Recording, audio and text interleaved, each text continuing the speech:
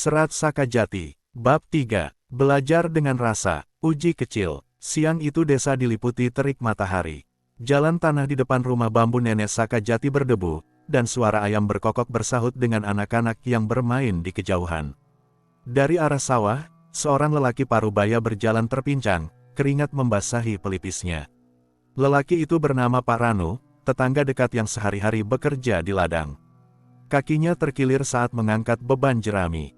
Wajahnya menahan sakit, tapi ia tetap berusaha tersenyum ketika sampai di teras. "Nek, bolehkah aku minta tolong dipijat? Kaki ini rasanya seperti ditarik uratnya."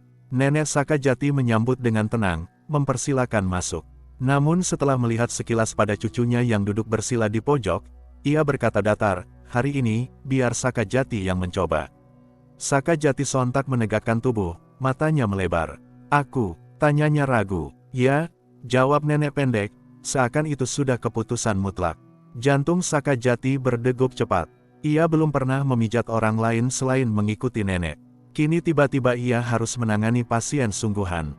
Tangannya sedikit berkeringat, pikirannya penuh keraguan, bagaimana jika ia salah urut, bagaimana jika membuat sakit bertambah parah.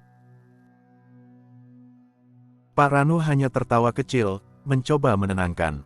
"Tidak apa-apa nak, aku percaya pada tanganmu. Lagi pula aku ini bahan latihan yang keras kepala." Kalimat itu tidak membuat gugupnya hilang, tapi ada sedikit rasa lega. Sakajati menelan ludah, lalu mengangguk pelan. Ia tahu ini adalah kesempatan pertama, sekaligus ujian kecil, yang diberikan neneknya. Pak Ranu duduk bersandar di dinding bambu, kaki kanannya terjulur kaku. Sakajati duduk di depannya, menatap pergelangan kaki yang tampak bengkak. Jari-jarinya ia gosok-gosokkan pada kain celananya, mencoba menghilangkan rasa lembab. Dengan ragu ia menyentuh pergelangan kaki itu. Kulit terasa hangat, agak keras, ada tonjolan kecil di sisi sendi. Ia teringat potongan-potongan kata dari nenek, "Usap dulu, lalu tekan perlahan, jangan langsung keras." Ia menuruti hafalan itu. Telapak tangannya bergerak canggung, seperti anak belajar menulis huruf asing. Usapannya terlalu cepat, tekanannya terlalu pelan. Bukannya lega, Pak Ranu justru meringis, bibirnya mengeluarkan desisan kecil. Sakajati tersentak, segera mengangkat tangannya. "Maaf, Pak, sakit." "Ya." Pak Ranu menggeleng sambil menahan senyum, berusaha menenangkan. "Lanjutkan saja, badan ini memang bandel, jangan takut." Namun hati Sakajati semakin kacau. Kata-kata nenek berputar di kepalanya, tapi ketika ia mencoba mengikuti, hasilnya terasa salah. Ia kembali menekan, kali ini sedikit lebih keras. Pak Ranu mengerutkan kening, menahan diri agar tidak bergerak. Sakajati bisa merasakan ketegangan di ruangan. Nenek hanya diam di sudut, seolah menolak memberi petunjuk. Seakan sengaja membiarkan cucunya tersandung. Peluh dingin membasahi pelipis Sakajati. Ia merasa sedang gagal di depan mata semua orang. Tangannya berhenti di udara, ragu harus bergerak kemana. Semua hafalan yang ia kumpulkan mendadak terasa hampa, tidak bisa menolong. Ia menutup mata sebentar, menarik napas panjang. Di balik rasa gugup itu, ia teringat akan malam ketika ia memijat pria setengah tua, kata-kata justru menjadi tembok. Ia menggenggam pergelangan tangannya sendiri, mencoba menenangkan debaran jantung. Lalu ia menunduk, menempelkan telapak tangan kembali pada kaki Pak Ranu. Kali ini ia berbisik dalam hati, "Jangan ingat kata, rasakan saja." Telapak tangan Sakajati menempel di pergelangan kaki Pak Ranu. Ia membiarkan dirinya diam, tidak segera mengurut, tidak mengulang kata-kata nenek di kepalanya. Hanya berusaha mendengarkan. Perlahan, sesuatu terasa berbeda. Hangat kulit bercampur dengan denyut halus di bawahnya. Ada bagian yang lembut, tapi di sisi tertentu ia merasakan tegang, seolah tali yang ditarik terlalu keras. Ia menggeser jari sedikit, dan ketegangan itu berpindah, menjalar ke betis. "Ah!" desah lirih keluar dari mulut Pak Ranu, bukan marah, melainkan reaksi. Sakajati menahan napas, jari-jarinya bergetar sebentar, tapi kemudian ia teruskan. Ia menekan perlahan titik yang menegang, lalu mengusap ke arah betis. Tegangan itu sedikit melonggar. Untuk pertama kalinya, ia merasa tubuh yang disentuhnya sedang berbicara. Bukan dengan kata, tapi dengan rasa yang mengalir lewat kulit ke telapak tangannya. Ia mengikuti alur itu, seperti membaca huruf yang baru pertama kali dikenalnya. Saka Jati menutup mata, larut dalam keheningan. Tangannya bergerak sendiri, pelan tapi mantap. Ia tahu kapan harus berhenti menekan, kapan harus melanjutkan usapan. Setiap desis, setiap napas panjang dari Pak Ranu menjadi penanda keberhasilannya. Nenek di sudut ruangan mengamati tanpa suara. Tatapannya berubah tipis, seperti seseorang yang tahu cucunya mulai menemukan jalan yang tidak bisa diajarkan dengan lisan. Saka Jati mengusap lagi, mengikuti jalur rasa yang membimbingnya. Jari-jarinya berhenti pada satu titik yang terasa berbeda, lebih panas, lebih tegang. Ia membuka mata sebentar, melihat wajah Pak Ranu yang sedikit meringis, lalu kembali menutup mata. Di sanalah tubuh itu bicara paling keras.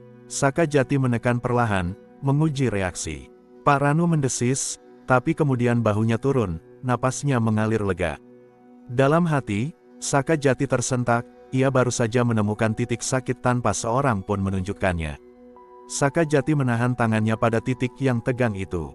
Ia menekan perlahan, mencoba mendengarkan lebih dalam.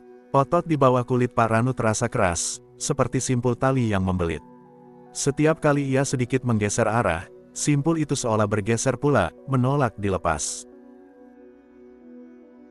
Ia menarik napas, menenangkan debaran jantung, lalu menekan lebih dalam, tidak keras, tapi mantap.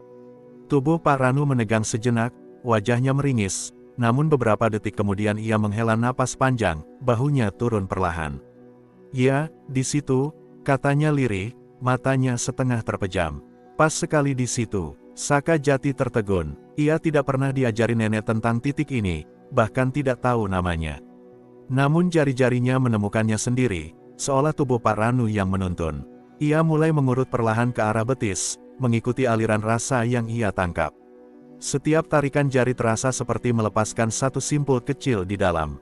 Pak Ranu kembali berdesis, kali ini bukan karena sakit, melainkan lega. Hangat rasanya, seperti uratku dilonggarkan. Saka Jati merasakan hangat itu juga, bukan di kakinya, tapi di telapak tangannya sendiri. Semakin ia mengurut, semakin jelas jalur itu terasa. Ia mengulang gerakan, tubuhnya mengingat tanpa perlu berpikir. Seperti malam itu ketika ia memijat pria setengah tua, hafalan yang melekat pada tubuh, bukan pada kata. Perlu membasahi pelipisnya, tapi ia tidak peduli. Tangannya terus bekerja, ritmis, menemukan titik-titik kecil lain di sepanjang pergelangan dan betis. Ada yang kaku, ada yang lunak, ada yang memberi reaksi cepat. Semua ia dengarkan, semua ia ikuti. Setelah beberapa saat, Pak Ranu mencoba menggerakkan kakinya. Awalnya pelan, ragu, lalu ia mengangkatnya sedikit, menurunkannya kembali.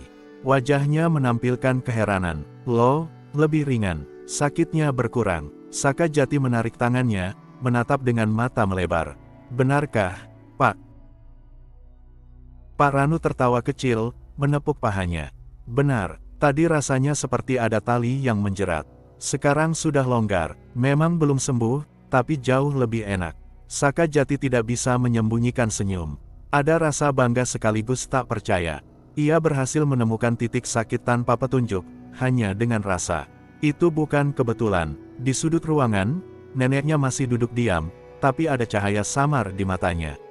Seperti seseorang yang menyaksikan benih tumbuh dari tanah yang ia rawat lama. Saka Jati menunduk, menyembunyikan senyumnya. Dadanya bergetar hangat. Untuk pertama kali, ia merasa tangannya benar-benar berguna bagi orang lain. Pak Ranu duduk bersandar, masih menggerak-gerakkan pergelangan kakinya pelan. Senyum tipis muncul di wajah tuanya. Anak ini, tangannya seperti tangan nenekmu. Bukan hanya menekan, tapi mendengar. Saka Jati terdiam. Kata-kata itu menancap dalam hatinya. Ia menoleh sebentar ke arah nenek, ingin mencari jawaban. Tapi nenek hanya menatap balik dengan tatapan yang sulit dibaca, seakan menahan sesuatu. Pak Ranu melanjutkan, kau baru sekali mencoba, tapi sudah bisa menemukan titik yang pas. Itu bukan hal biasa, nak. Kau punya rasa yang tajam.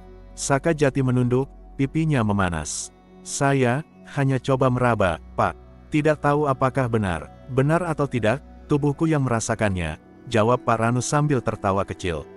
Dan tubuh jarang berbohong. Suasana hening sebentar. Saka Jati mencuri pandang ke arah nenek. Masih ragu apakah ia telah melakukan sesuatu yang benar. Nenek akhirnya angkat bicara. Suaranya pelan namun jelas. Mulai hari ini, ingatlah, belajar dengan rasa akan lebih kuat daripada menghafal kata. Apa yang kau temukan barusan, itulah jalanmu. Saka Jati menggenggam tangannya sendiri, merasakan hangat yang masih tertinggal di telapak. Dalam hatinya, sebuah kepastian kecil tumbuh. Ia baru saja menapaki langkah pertama di jalan yang sama sekali baru.